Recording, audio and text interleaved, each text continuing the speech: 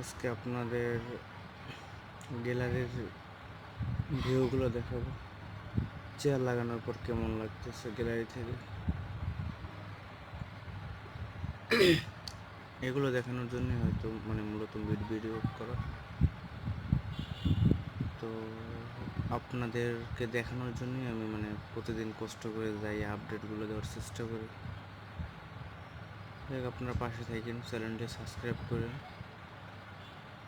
Barishal stadium সম্পর্কে যত information আছে সব আমার কাছে পাই যাবে। আপনারা দেখতেই পাচ্ছেন কত সুন্দর লাগতেছে গ্যালারি থেকে মাঠের ভিডিও।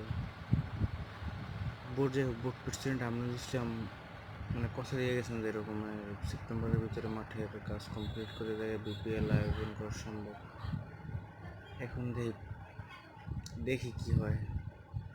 আমরা আশায় আছি, সারিয়ে নাফিস ভাই ছিলাম, নিজের কানে শুনছি, নিজের চোখের সামনে দেখছি সে অনেক করতেছে যেন এই মাঠে যেন বিপিএল সহ আন্তর্জাতিক ম্যাচগুলো হয়।